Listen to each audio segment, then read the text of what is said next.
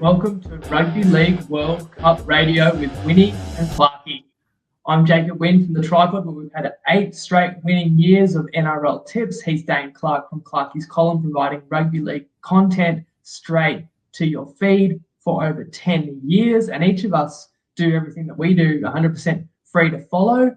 And during the World Cup, we are going to be live every single week to discuss the action. We'll let you know how we see the games playing out, what we're looking forward to. If we feel strongly about anything, we'll share a tip. We'll interact with your questions, your comments. There'll be chances for you to win NRL jerseys. Hopefully, we'll give you a mix of insight and entertainment and ultimately add to your enjoyment of what promises to be a fantastic tournament that kicks off in England Sunday morning, Australia time. Clarkey, thanks heaps for being here with me and really looking forward to doing this show with you, mate. And I did say before, we're live every week. But tonight, that's not actually going to be true. Can you let people know where you are, why there's a washing machine behind me, and what tonight we've got in store for people? Yeah, g'day, Winny and listeners. Tonight, we will be going through all the Rugby League World Cup Round 1, giving our previews, and I'm really excited for it. I am in Perth at the moment, so we're dealing with time zones. We're both not at our usual locations, so there's a fair bit going on. So yeah, as Winnie said, this one won't be live, but in the future they will be live, and I think that's another layer to the show that makes it even more exciting.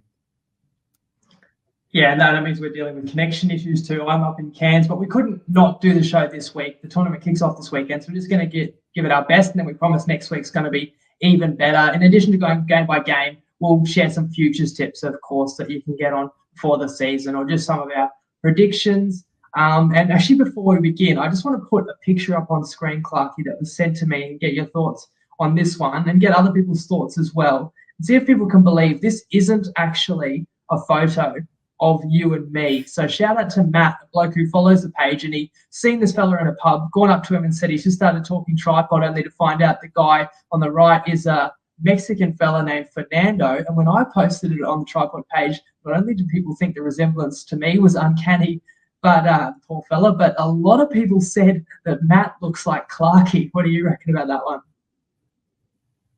There's some similarities in that. I will say off the top, both men are very, very good looking. So perhaps that's where the confusions come in. But that is an epic photo of proportions. The fact that two fellas look exactly like us, particularly your lookalike there. I think I've even seen that as your Facebook photo on Facebook, right? Yeah, and I think some people said he looks more like me than I do myself, whereas I'm not sure about your one. Might not be a perfect doppelganger, but not too bad. All right, we're going to get into it. Actually, we're going to just start with 3 overall topics, but I want to hit these quick hitters because everyone's kind of talking about these. The eligibility rules, I just want to get your opinion on it because I think it sets up probably the most exciting Rugby League World Cup that we've ever had, but not everyone loves the rules. Yeah, the eligibility is an interesting one. For me, I came up with a little bit of an idea earlier this year, and it was loved by some people, hated by others. My key thing was I believe we should have an under-23s World Cup, and that should be biannual. So we'll have every 2 years, whether it's a Youth World Cup or the actual World Cup. Players that play in the under-23s Cup then have the opportunity to commit to who they would like to. Whether that's, if they're dual eligible, they get to make the decision at a younger age and stick with that unless of extenuating circumstances. Another element that I put to that, which people didn't agree with, I basically said, if you're eligible for Origin, but also a nation, such as a Jerome Lewis, such as a Victor Radley, scrap the whole 1-tier, 2-tier system because in my mind, we have an international game and a state competition. I don't believe they should correlate back and forth. I can see back in the day how Origin was, of course, the Australian sort of trial match. And to add excitement to that, it had to be a rivalry between Queensland and New South Wales. We're in a super unique spot here where the state competition is almost more valued than the international competition.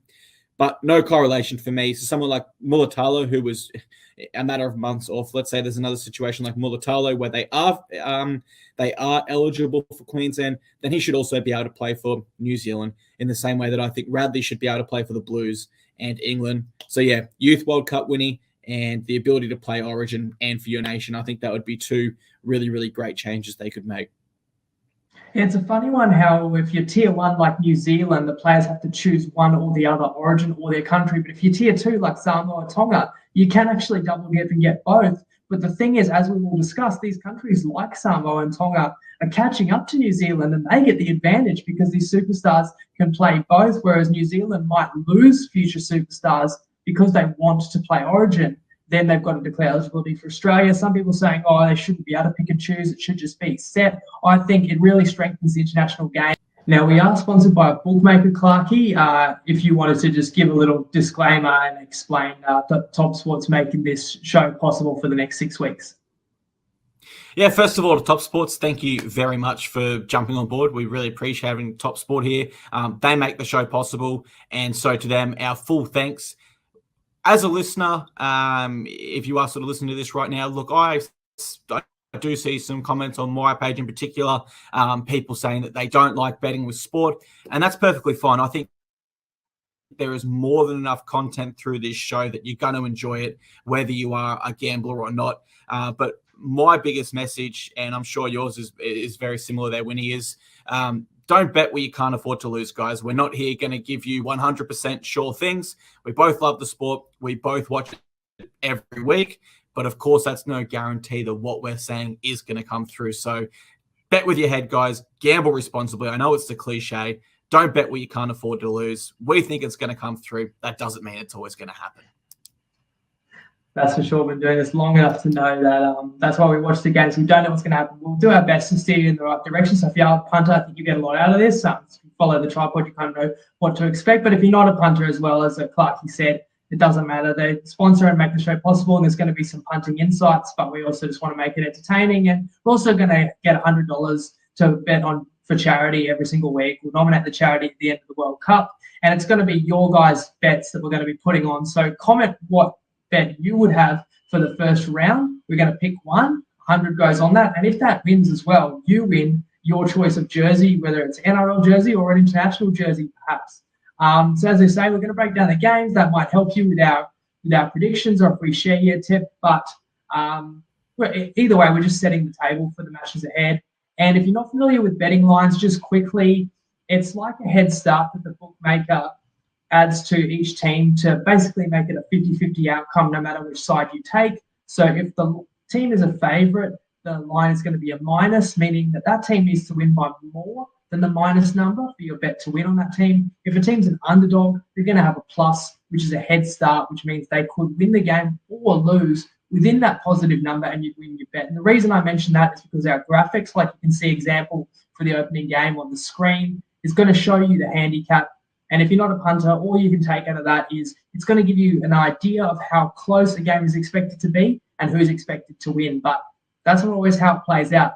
And we will tell you if we disagree. We've said before, Top Sport sponsors the show, makes it possible, and they're an Aussie bookie, and they are not like all the rest of the bookies, honestly, and their CEO, Tristan, is a top bloke, and he's going to join us every week for a quick insight into where the action has been in the punting markets.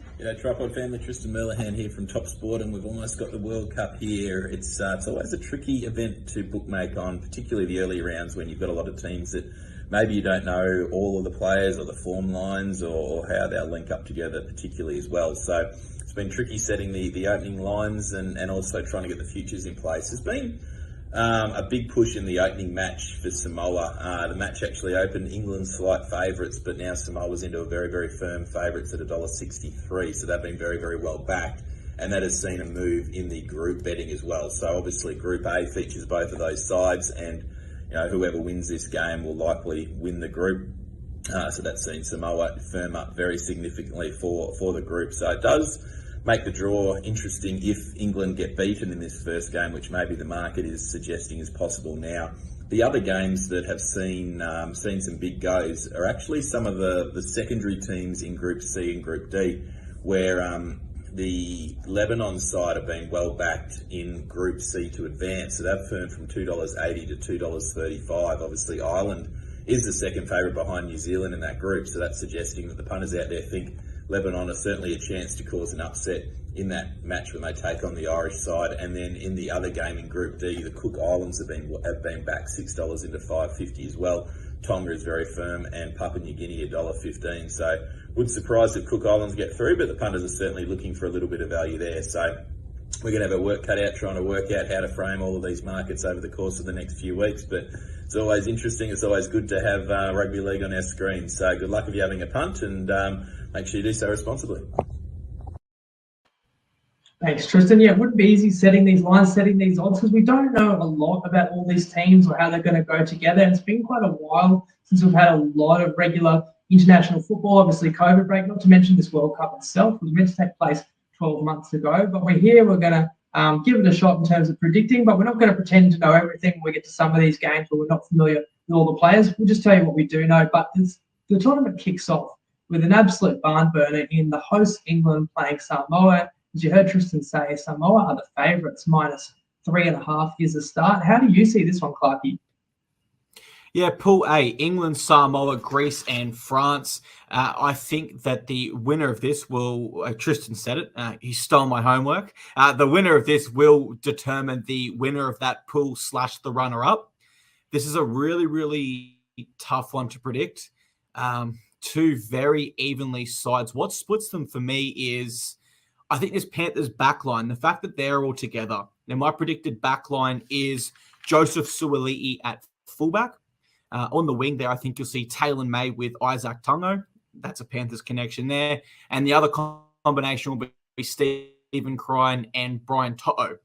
Worst case is Taylor May's not available. Well, Hamiso Tabuai Fido comes onto that wing. Still a very, very strong backline there. The fact that that Panthers backline have played footy together as recently as of the last month, I am going to go ahead and tip Samoa. But because it's early in the World Cup, I don't have, strong recent form to go off. As you said, I'm not too strong on this tip. I think Samoa will win, but I can't say so confidently. Before I share my thoughts, for Donis, who joins me every week on the pod, or joined me in 2022, we had another great season on our best bets. Shared me a tip for the opening round, and it was this game as well. So he's got a bet and a breakdown. In terms of futures, I don't really love anything. I think Australia, the clear and obvious pick, but at $1.50 around that range, I don't think they represent much value. But I can't bet against Australia. I just think they have the most stacked side. They've got the best depth in the competition as well. And I think when it comes down to it, Australia will be the winners of the tournament. But I do like something for round one, and that is England versus Samoa. And I like England in the first half at +2.5 on Unibet, and that's $1.81. I think Samoa coming into the tournament with plenty of fanfare and hype. When you look at some of their Penrith stars they've got, almost their entire backline. Suaalii is coming in at fullback. But to me, this side is still a little bit depleted in the forwards. I know that they got Papali'i in there, but I still think that the England forward pack can match what they can produce. And I think early on in the tournament as well, with those combinations between Milford and Luai and maybe Suaalii at fullback, it's got to take some time for them to gel, and they're not going to be hit the ground running. I think England at home, they're going to want to start well. I think the line's sitting around 3.5 for the full match, but I think 2.5 in the first half is a great angle. Samoa might be able to run over the top of them late. They've got a lot more strike power than England do, but I just think England are going to be able to be resilient and gritty and hang in there and start well in front of their home fans, and that's the best bet that I've got for week one. Enjoy your footy, and good luck. Thanks for Donis. And he pre-recorded that Wednesday daytime. We're having to record this Wednesday night, so we're not going to have any official bets because the markets can move, and what we say tonight may or may not be available when you guys watch this live, and even that one has already come in. So +2.5, he had England first half, which I really liked as well, and that's already down to 1.5. But I would take England for the full game. The point Donis made there, that the preparation for Samoa, like you mentioned it, Clarkey, they got all these Panthers backline players, and they do have combinations, between each other. But still, as a unit, this Samoa side hasn't had a lot of time together. Whereas England's, this game's been years in the making, really, this opening game, and I think they're going to be better prepared. They're at home. They're better prepared for the conditions, and I think they're going to get the jump on Samoa, and I think England's going to win this one. I think the wrong team is favoured here, so I would play them head-to-head, $2.30 or plus 3.5 would be my pick. And the guy I'm looking forward to the most is Victor Radley, Victor the Inflictor, someone you talked about with the eligibility, foregoing an opportunity to play for New South Wales to represent his dad's homeland. I can't wait to watch him at the lock there. And for Samoa, I cannot wait to watch Suaalii play fullback. He had the chance to be in the Kangaroos squad, and he'd probably be starting winger in the Kangaroos strongest 13, but he wants to play fullback. I think Crichton's going to be unreal. You mentioned they got 6 backline starts and only 5 positions to play them, and then their forward pack's still really formidable too, because you've got the Origin tandem in the props there, Paulo and Papali'i. So it's an unreal game. We're going to talk more about futures predictions, but there's a lot at stake in this game. They're both going to get through the Pool A, I believe, and you agree. But the winner of this game is highly likely to avoid Tonga in the quarterfinals and gets a saloon passage all the way to the semi.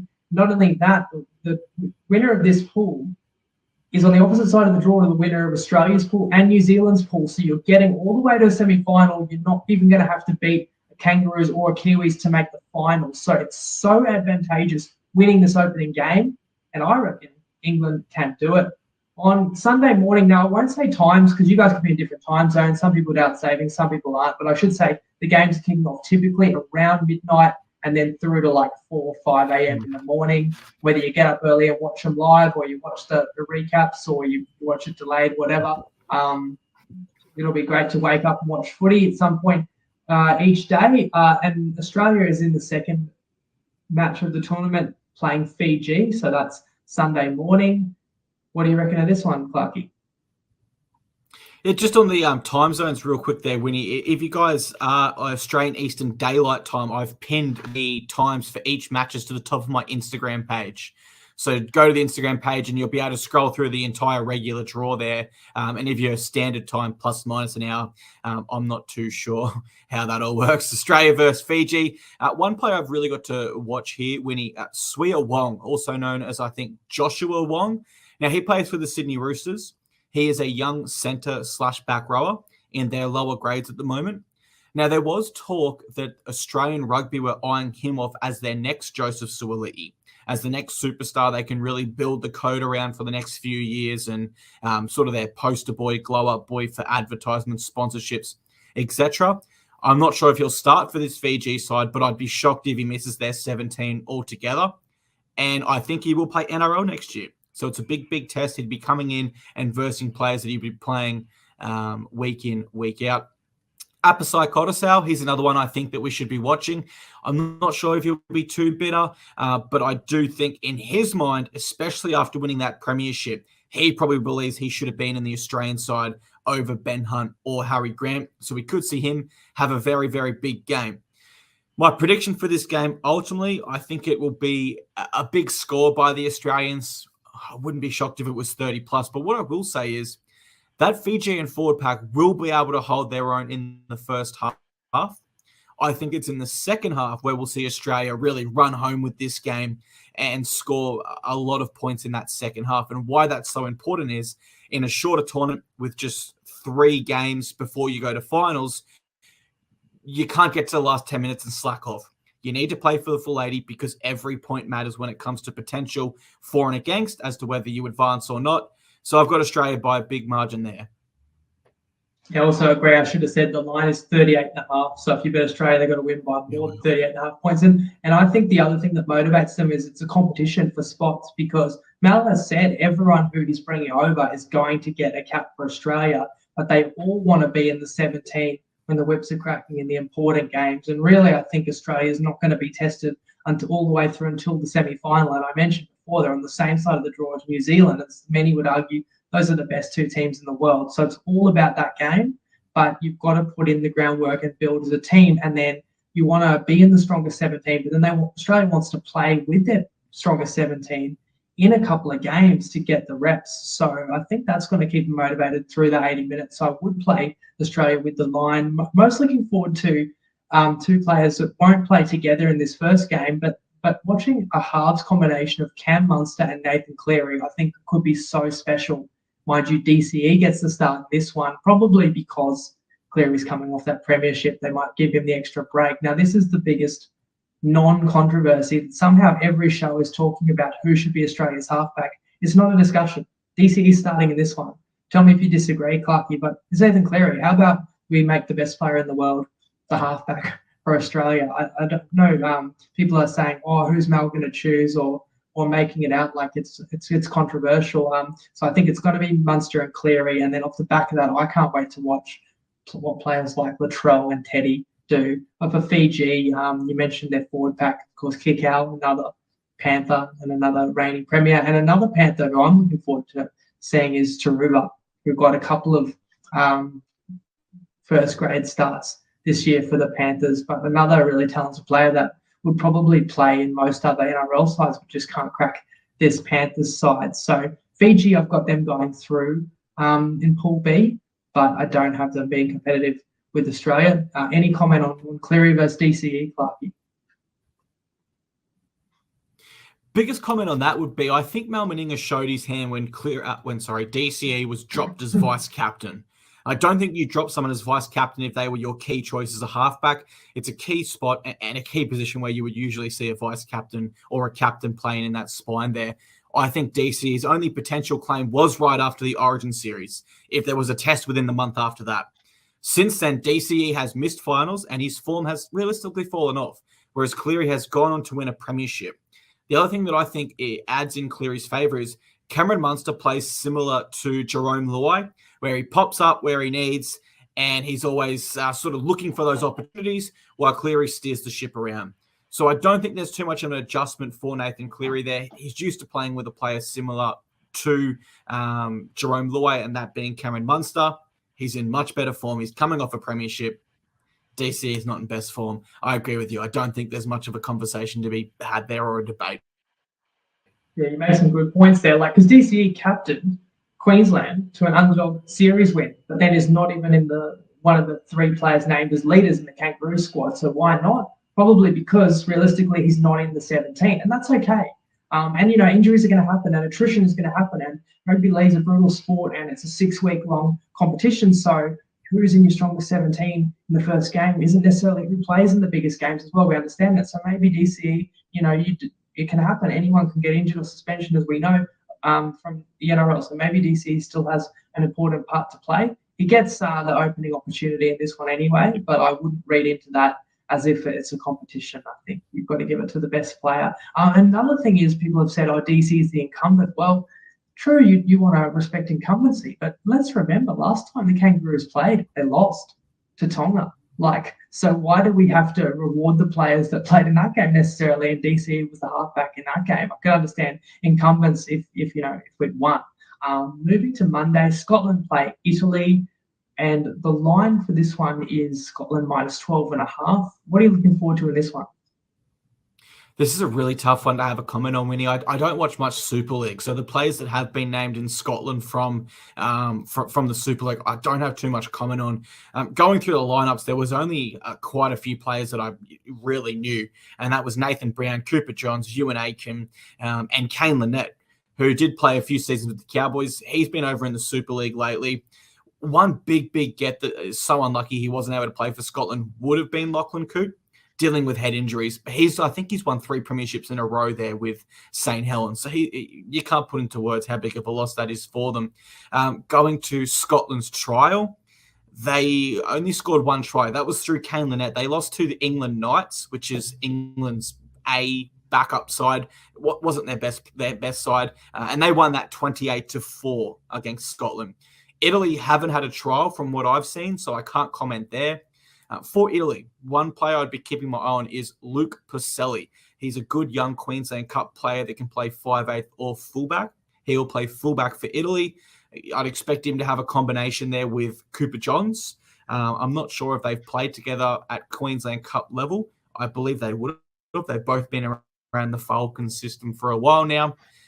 As for a tip, Winnie, I don't know. I don't know whether those lines are good, whether Italy will keep it close or whether Scotland will run away with it.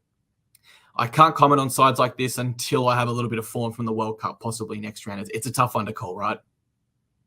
Absolutely. That's what we want to do is have a look at how some of these teams play, and that will give us a really good gauge and idea to judge for, the round 2 and the round 3 games as well. And so each week we will also do a quick recap and highlight some things that we learnt in the opening round of games before we look forwards. We're not going to pretend to be experts on it, but who else Scotland missed out on as well? Someone who declared eligibility is Campbell Graham. And then, he didn't play Origin this year. I can't think, unless someone comes to the top of your head, Clarkey, are there any other players in the Kangaroos 24 who've never even played Origin? If you're Scotland, you're feeling a bit unlucky, like he wasn't even in the Origin fold, but then he gets picked for the Kangaroos. I'm not saying he didn't deserve it. Played outstanding in the finals series, and he's a gun right centre, and he's gonna get a chance for the Kangaroos, but it's just unlucky for Scotland because he would have actually been representing them. They do have Ewan Aitken, and then you mentioned the guy I want to watch play is Cooper Johns. Does he have a club yet? Obviously, he's been at Sunshine Coast Falcons, Melbourne Storm, but he wants to put himself in the shop window and get himself a contract. Yep, off contract still. I've not seen that he's re-signed anywhere, or only that he's left the Storm. To touch on Scotland as well, another person who is eligible for them would be Stephen Crichton. We know he is playing for Samoa, but let's say Scotland have a big year at the World Cup. There's a lot of players that are eligible for Scotland that might switch allegiance in the future.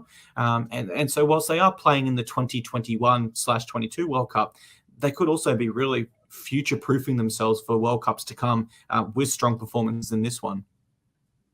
What you do also find with your Scotland's, Ireland's, Wales historically, I'm sure it's the case in this World Cup too, is they do get some English players. They do benefit from English players that have a relative for one of the other, UK nations as well. So I guess it goes both ways. Later on Monday, Jamaica plays Ireland. So another one that's tough to judge. Ireland are 33.5-point favourite. What are you looking forward to in this one? Unfortunately, I will say for Jamaica, it's fantastic for their nation that they're in a World Cup. But without professional experience in their lineup, I don't see them winning a game this World Cup. I don't think that opening line's disrespectful either. I mean, Ireland have some Super League experience in their side.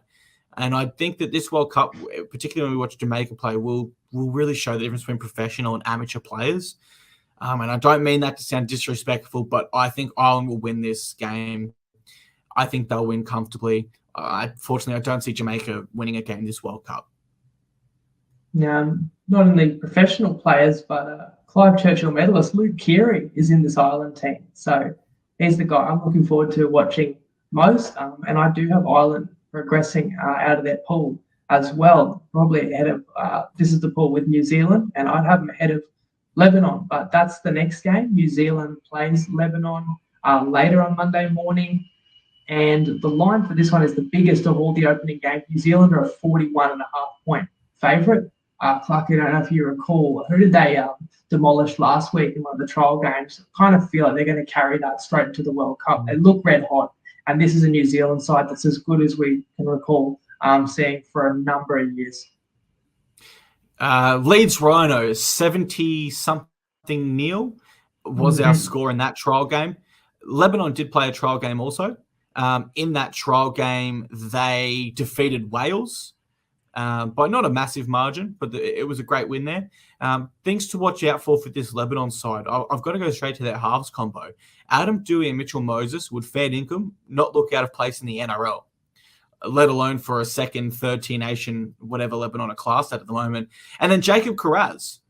When we look at where he could play in this World Cup, there's a lot of talk that he might actually start at fullback, which I think would be really, really exciting. I've liked what I've seen from him on the wing so far in the NRL. Thought he was one of the best rookie outside backs this year. But unfortunately for Lebanon, I don't think this will be too much of a contest. I think there'll be highlights for their fans, definitely. But I can see New Zealand winning by plenty. And when I say that, I don't think it's exactly groundbreaking news, particularly when we look at such a line like that. I do recall the 2017 World Cup, Lebanon played Australia, and they kept it reasonably competitive.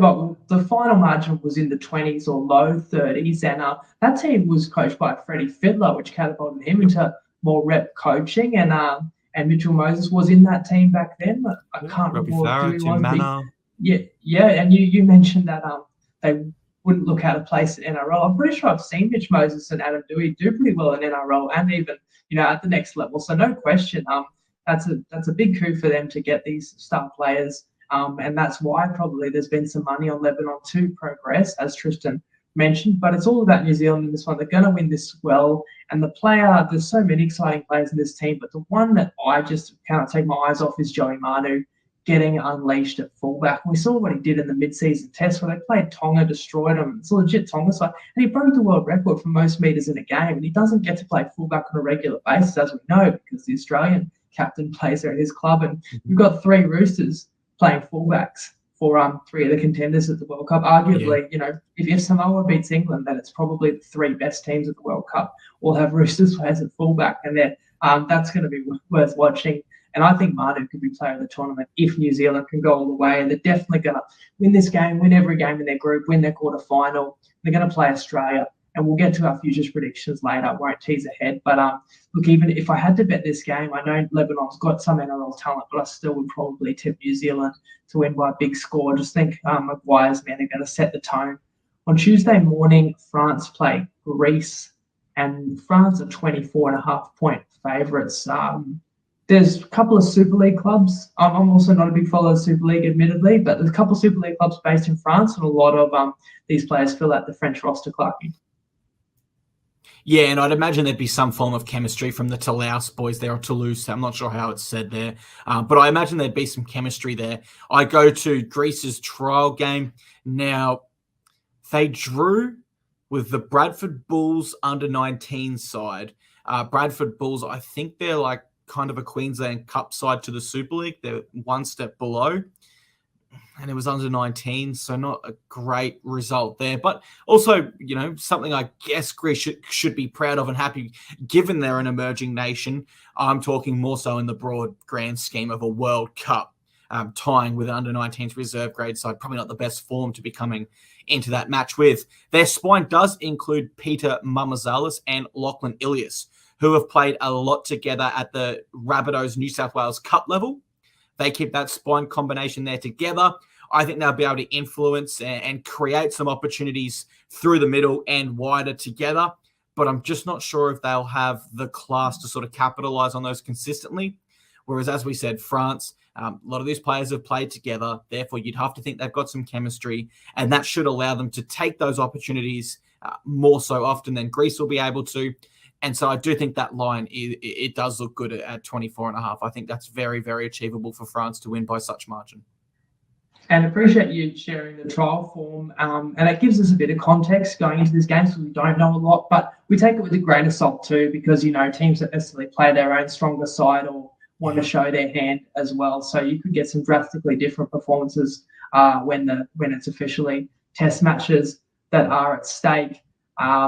Some sharp minds in the tripod punting group are tipping Greece even as a possible outright upset in this one. So for a 24.5-point favourite, that's, double-digit odds to win head-to-head. But there are a few people that reckon Greece has a chance in that one. On Wednesday, this should be a pretty good game. But I can't figure out this line. Tonga are 26.5-point favourites against PNG. I thought the line should be a lot lower than that one, Clarkey. How do you see this one? We saw this in the mid-season test, Winnie, where Papua New Guinea were at big odds against Fiji. I took PNG to win outright confident. I think that were up over $4, if I'm not mistaken, because when Papua New Guinea play, they just play with so much passion that you can throw odds out the window. I mean, going to my strongest Tonga 17, without a doubt, it's a stronger lineup than Papua New Guinea. I've got 1-17, Tolatau Kola, Daniel Tupou, Siosifa Talakai, Moses Sully, Will Penasini, Junior Amone, Isaiah Katoa, Adam Fanua Blake, Saliva Havili, Junior Totola, Hamoli Olakawatu, Keon Kolamatangi, Joe Offahen Gowie, Tui Lolahia, Moeki Fotueka, Siosua Takiaho, and David Fafita. And of course, that's not including Jason Tamalolo, who was suspended for the first 3 games of this tournament. When you look at a 17 like that, I mean, it really is super, super powerful. But I could still see Papua New Guinea keeping it within that line, particularly with Jason Tamalolo out. He is very, very important. Another one for this one too is this will probably set the group winner, because they are both within Pool D, which features Cook Islands, Papua New Guinea, Wales, and Tonga. I can't see Wales or Cook Islands winning that pool. Cook Islands maybe would be a smoky, but I believe it's between these two nations. In this game, I'm probably going to take Tonga, but I'm only going to take them maybe 1-12. I don't see this one being a big one. My player to watch, David Fafita. In the trial that Tonga had, they versed France, I believe. They smoked them, and I think Fafita scored 3 or 4 tries, so definitely keep an eye on him. He's the sort of player, and I'm a Titans fan, guys, so I watch him every week. Against lower-ranked sides, he is so damaging. When sides shut Dave Fafita down, Winnie, it's generally the Melbourne Storm or the Roosters or the Panthers that have a really great game plan. And I would really watch David Fafita, particularly against like Wales and Cook Islands. I can see him scoring a lot of tries this World Cup. Sounds like you're describing a bit of a bully, but when I look at Tonga, that's the first thing that jumps out to me is that back row, and Fafita is not even starting to collar on the Tangi, Olakawatu. That's unreal. And the halves I'm so excited about as well. Another option.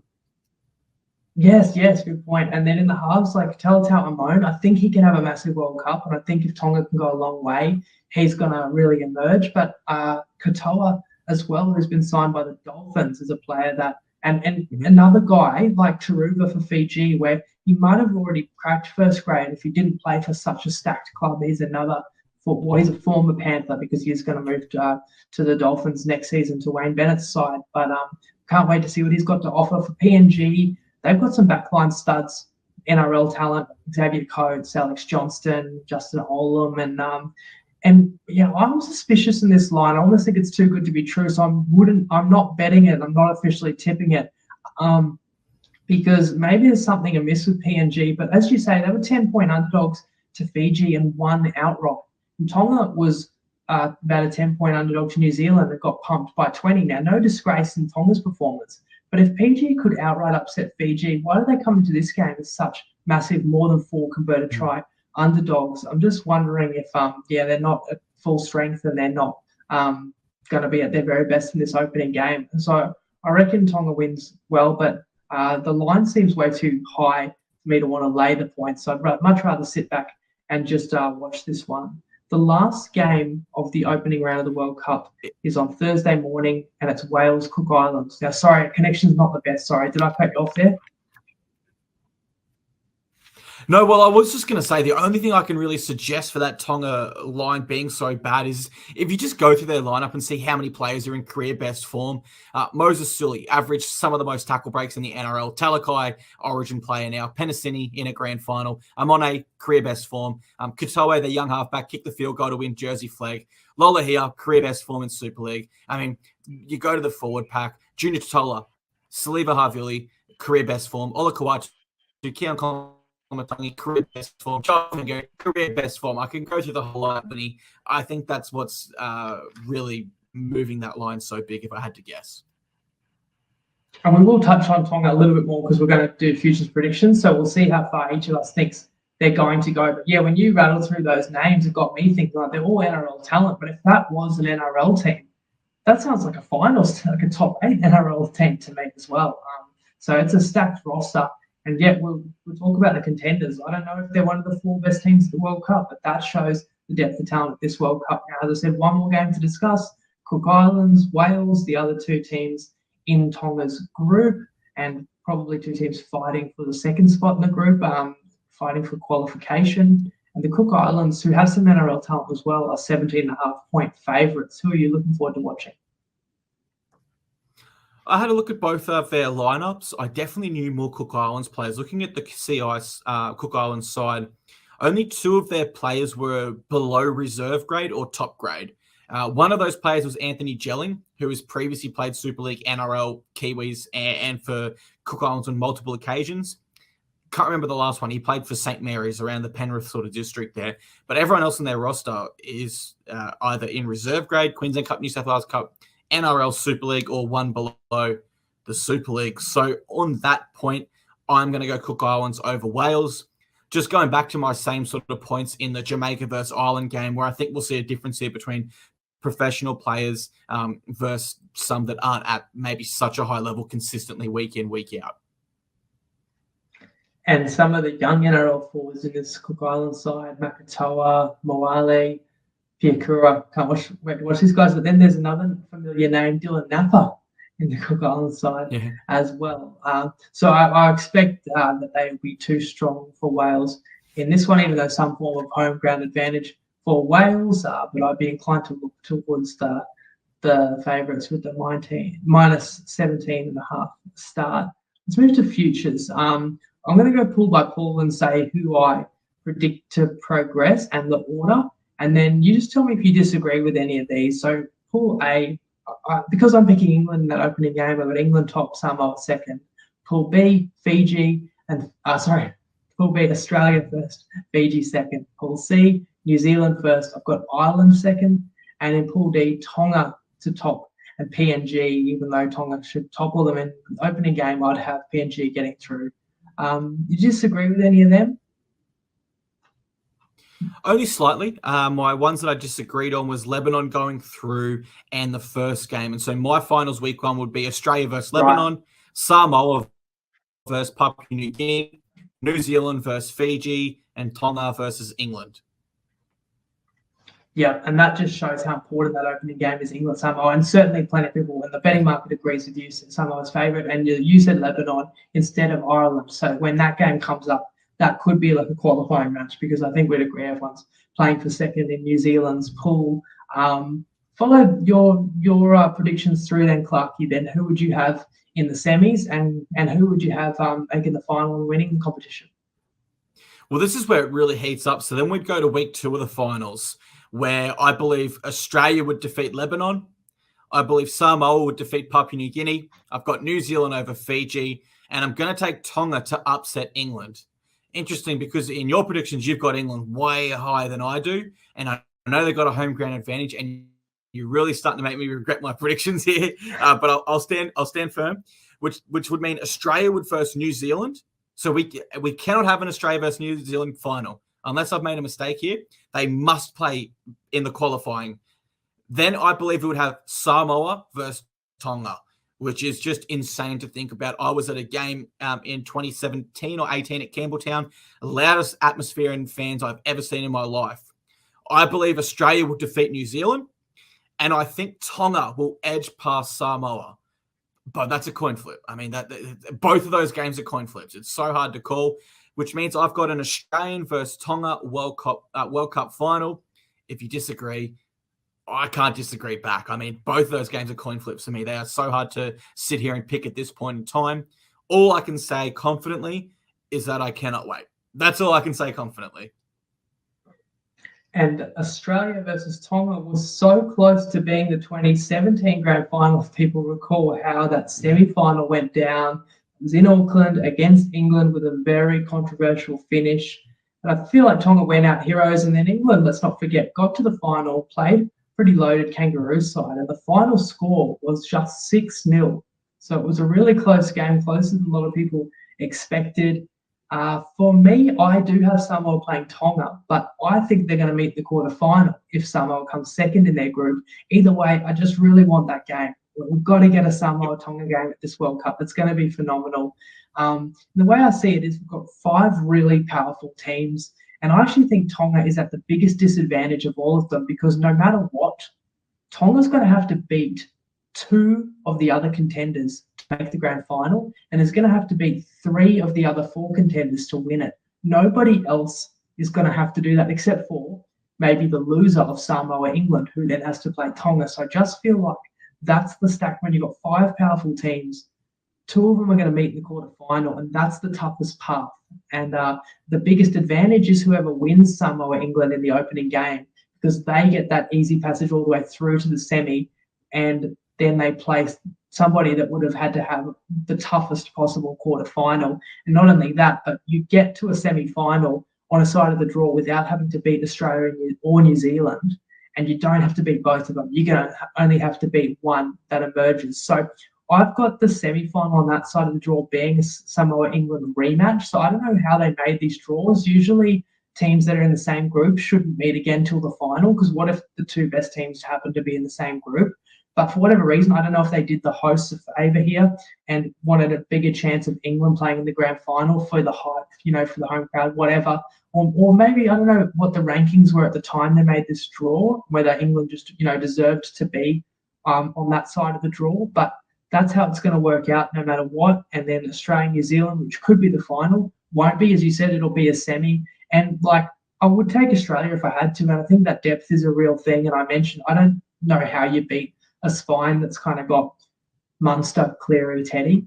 Ultimately, I think it's going to get them over the line against anybody. But New Zealand's going to have a real chance, and any of those three, Samoa, Tonga, or England, has a chance the other side of the draw. But I'd probably say, an England-Australia final, so a rematch 2017. But I could also see a scenario where I'm picking England in this opening game because I think they're going to have more continuity, and Samoa's still finding themselves, and some of these Penrith boys are still on a come down. But maybe after getting a few games under their belt, maybe Samoa loses to England on Sunday morning and then comes back around and gets them in the semi-final. I could see that happening. And an Australia-Samoa final would be epic as well. And you've got to kind of think about, we're not saying we know who for sure it's going to happen, and that's why you play the games, but you've got to kind of think about who's going to progress and how many games people are going to play for the next market that's got a lot of interest, which is top try scorer, because you obviously want to pick a player that's going to play a lot of games. There's some juicy odds amongst this. Did you have a look at this month, Clarkey? Have you got a flyer for top try scorer for the competition? I'm going to go ahead and offer 4 here for you, Winnie. I'm going to offer one from each pool. So to disperse my picks there. Dom Young for England. He's coming off 3 or 4 tries in their trial. They're going to want to play down his edge for good reason. He's a try scorer at NRL level. For Pool B, I'm going to go Josh Addo-Carr, playing on the same wing as Valentine Holmes in the last World Cup. He scored 5 tries in one game on that wing. I think that's a good one there. For Pool C, I'm going to go Ronaldo Mulitalo. I think New Zealand will win that pool quite comfortably. Go ahead and pick anyone you like for New Zealand if you think that they are a chance there in the top try scoring market. And for Pool D, I'm going an absolute smoky. David Fafita, a little bit of a bully when it comes to these lower sides in the NRL. And if we look at those in the pool, I think he can score tries against Cook, New Guinea, and Wales quite comfortably. So I'm going to go a genuine smoky for that pool. For me, top try scorer, because I did say England, I think, can get to the final. I was looking at Tommy Makinson. I think you can find him at 15s. I got him at $18 on Toppy, but the odds have come in, so I don't think it's still going to be there by the time we're live Thursday night. I'm looking at New Zealand. They've got 3 walkovers in the pool, even if they only get to the semi. And, of course, they're a live chance of making it to the final. So Mulitalo is $10 to be top try scorer on Ladbrokes and Neds. So I think that, favourable draw in that. And I just think this New Zealand side will be ruthless. Taylor May, check his hamstring, but he's $61. If he's on the wing for Samoa and they make the final, I mean, Taylor May is $15 just to be Samoa's top try scorer. But he'll be on the wing if he's fit and healthy. So I don't know if somebody knows something we don't, but that's on Sportsbet, well worth a look as well. Unless the mail is out that Tabuai-Fidow is going to get that wing spot, and May, or the hamstring's more serious than we thought, and then that would dictate the odds. But you might know ahead of this Samoa-England game. And I've got a World Cup futures combo, so pretty unique at the end of this year. We have 3 World Cups. So if you're a fan of, multiple sports, you've got the Rugby League World Cup. We all love our rugby league. That's going to kick off this weekend. But then just a few weeks' time, Australia is hosting the 2020 Cricket World Cup. And then there's the FIFA Soccer World Cup that kicks off in Qatar. Within a week or two of the Rugby League World Cup ending, that one kicks off in November. So I've come up with a custom market, thanks to Toppy, for some events that you can share across the 3 tournaments. And I've got Australia to win 1 World Cup. So most likely could be the Rugby League, but we get a second crack at the cherry with the Cricket World Cup. The Australian team goes all right as well. So Australia's got to win at least 1 World Cup. It can be any of the 3. It can even be soccer. That's unlikely. England to make 1 final. Now, England's got a legit shot to make a final in all 3, Rugby League, cricket, and soccer. We just need them to make 1.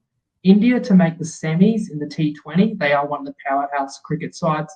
Just got to get to the semi-final or better for this leg of the multi, and a South American team to make the final of the FIFA World Cup. And I think Brazil is as stacked as any side, and they're the favourites. And you've got Argentina live chance as well. Now that's $7, and that's pretty fun, something you can share through all 3 World Cups. That's the Tripod World Cup combo market. If you like it, if you want a Top Sport account, you can join with the code Tripod. Clarkey, thanks again for joining me. Please, people, comment about anything we said or your own tips. And again, we're going to choose one of your tips to put a charity bet on. And then if it wins, you're going to win a jersey. And this time next week, we will be truly live to interact with you guys. So we'll add an extra element to the show. We'll put your comments up on the screen below, and we'll interact and answer questions and respond to your comments. So thanks for putting up with tonight's bad connection, a bit of a makeshift version, but hopefully you'd enjoy it. Hopefully you'd enjoyed it. Hopefully you enjoyed being on the show, Rugby League World Cup Radio, Clarkey. No, thank you very much for having me, guys. And to the listeners, hopefully you enjoyed Rugby League World Cup Radio with Winny and Clarkey, episode 1, and it's only upwards and up and up from here, guys, and we're really looking forward to it. So enjoy the games. Good luck if you do have a punt. Always do it responsibly, as we've said.